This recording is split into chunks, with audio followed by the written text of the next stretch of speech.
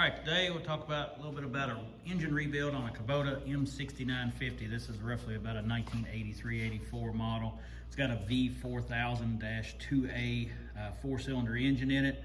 I will tell you one thing you don't ever want to use on these engines is ether. And so this one came to us, someone had used ether on it. I've cleaned it up pretty good, but they used ether on it. Long story is, it started smoking real bad, lost compression, and I'm not sure why they used ether on it. They were having some hard time starting, so we may have to go in and look at the injection pump, because I do know that they had said they rebuilt the injectors on it and put a new lift pump on it, so it tells me they may have had a fuel issue and hard starting, and so they used ether on it, and it broke the rings in 1 and 3 here. And then they pulled the head off of it. They decided it was too big of a job for them to do, put the head back on it. It's set for a couple years. Had an exhaust with a curved pipe on it, and it got water in it. So then we had an open exhaust valve on number 1 here. We had water in there, so we had to let it set for about 2 weeks, spraying some PB Blaster and some Coil on it. And eventually it got it freed up. I have run a ball hone in it to clean these up. I'm having a hard time getting the back one cleaned up, mainly because the fuel tank's in the way of my ball hone. Now, I didn't want to take this whole engine out. The book recommends you take it all out to be able to rebuild, but there's a whole lot with the pumps and everything, the injection pump and the power steering pump, so I just tried to avoid that, and maybe I did right, did wrong, I don't know. We've got our, what they call the oil pan. It's got a cover on the bottom, but it's this large cast piece we're looking at here, and it's got a counterbalancer in it. And because of the way that counterbalancer bolts in right there, you can't take that counterbalancer out from the bottom, and you can take that cover off the bottom, and you can get to number 1 and number 4, but you cannot get to number 2 and number 3. So because you can't get to number 2 and number 3 from there, you have to remove this, and they'll actually call that the oil pan. So it's a little bit different. Fits back in underneath the bell housing here, or underneath the flywheel, bolts onto the bell housing. You got our pump there. I've got some paper towels in there where I was cleaning things up. But everything kind of looks pretty good up in underneath there.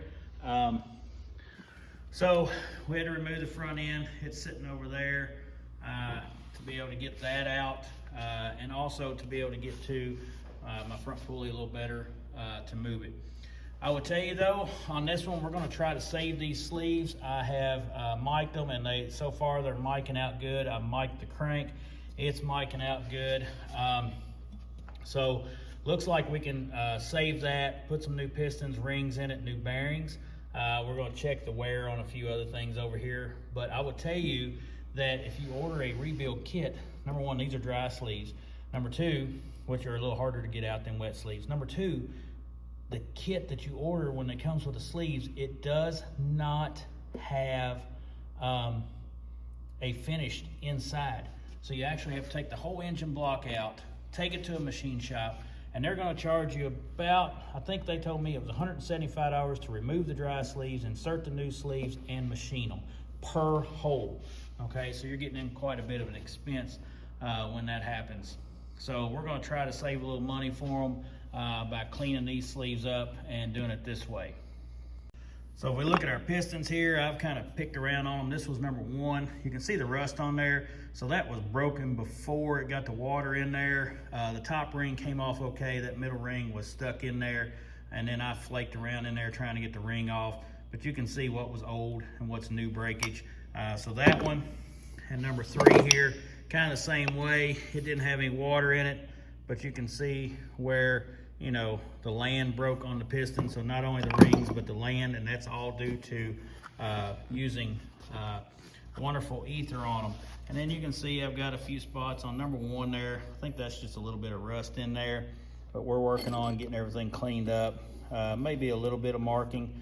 We're gonna mic out all my connecting rods. You can see a little bit in there, but I think we're going to be all right when we get the new kit and get new bearings in it and everything, and then we'll go from there. We'll get it started, and we'll see if we have a fuel issue for this old girl, or if it was just, you know, something they were doing wrong. But I got a feeling there's something in the injection pump, or it was out of time a little bit, or something somehow. Maybe they had some dirt in the fuel line. Wiring on it's been pretty boogered up a little bit. So this tractor's seen some wear, and some people have done some not so good things with the wiring and stuff like that. So you never know when you get into this with a non-running tractor engine, but we'll figure it all out, and we'll get it back together. And when we do, that'll be our part 2. So stay tuned.